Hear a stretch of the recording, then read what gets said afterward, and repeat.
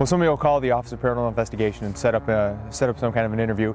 They'll tell us the problem that they have. Usually they believe their house is haunted, or their place of employment, or something associated with them they believe is haunted.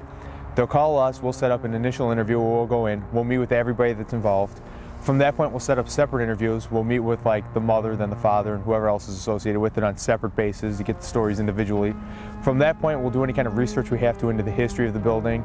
And from there, we'll actually get down and do our investigation by taking pictures, getting readings, and basing our conclusion on what we get from there. The tools of the trade include a variety of still and video cameras, audio recorders, electromagnetic field sensors, and temperature guns. So the temperature's average. It's just, this thing's reading in the 4s now, and then it'll bounce off. If you get spiking in an area, you want to look around and see that there's no electrical wires, no underground cables. You know, a site like a cemetery like this, there's not going to have underground cables or anything out of the norm. See, now it's holding on. Before, it wouldn't even stand. Now 2.5, 2.4, 2.6. And this is usually about the time where I'd be calling for one of them to take some pictures. 2.8, 3.0. Now it's 4.0. Now see how it's cutting off? And then the highest I saw it just get there is 5.8. So now it cuts off. And that's what was happening before, like by the gate. It was working fine, and now it's having trouble. This thing doesn't get charged, it doesn't have batteries, it's not like it should be doing that. In classical hauntings, which are believed to be consciousness surviving death, what that actually is a person, much like you or myself, who have died and moved on and retain our consciousness so we know who we are. When people see the ghost, they're actually able to look and smile. As they're walking upstairs, they look and they give a nod. Sometimes they're actually seen moving their mouths, and people try to hear what they say and then they dissipate into nothingness. So in cases like that, there is interaction. So if ghosts supposedly know we're here, one immediate question arises. Should we be afraid? Classical ghost is somebody's consciousness that survived after death. So if you're a decent, law-abiding person while you're alive, chances are when you move on, you're going to be a decent ghost. If you're evil and, you know, as living, when you die, you're going to take those qualities on with you, and you're going to be the same way. In light of the theory that ghosts hold on to their personalities from their lives, it's not surprising where these apparitions tend to haunt. The area that they manifest in is usually something that was of great importance to them when they were alive, like their home or the place they worked. Usually situations like with cemeteries, they're not usually all that haunted. There really isn't anything that draws them there.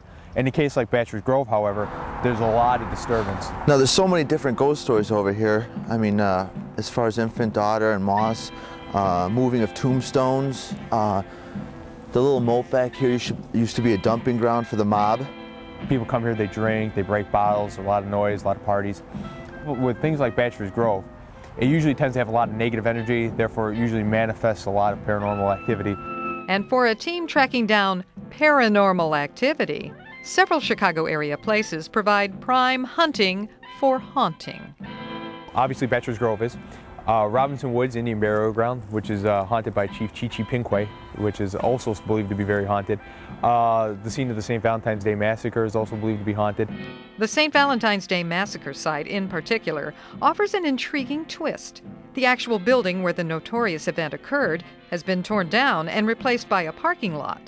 But have the spirits still stayed there? It's not as much the actual building as the location. The location is where, like this area itself, there's so much haunting activity here. If you were to bowl over everything and take everything out and, say, throw up a hotel, chances are that hotel is going to be haunted. And through that theory, well, the cemetery's not there, but the location is still there, and the trauma and everything that went along with it is still there.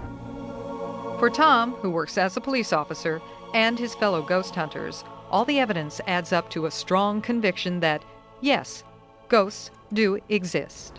Situations like this where we come into an area and we don't see anything with our naked eye, and we get a lot of pictures back that go along with the readings we've gotten, like with our instruments, and then we send that film in to actually be analyzed, and it comes back to us that there was nothing wrong with the camera, there was nothing wrong with the film, there was nothing wrong with the developing of the film.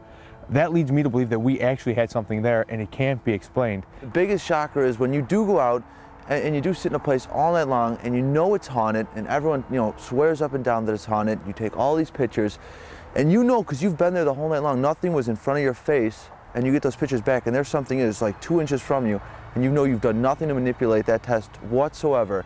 And that's a pretty big shocker, and that's really what the selling point is for me. While the evidence might sell the existence of ghosts to these investigators, would the real-life ghost business sell like the Hollywood version? Hey, anybody see a ghost? Nothing's ever been, that I've watched and I've said to myself, wow, this is a lot what ghost research is. Because what a lot of it is a lot of legwork, it's a lot of reading, and when you come here, it's a lot of looking for readings, taking pictures, and hoping you get something back. There's not a lot of excitement in it, so as far as Hollywood, if they were to depict it as it is, it would make for a very uninteresting movie. They're here.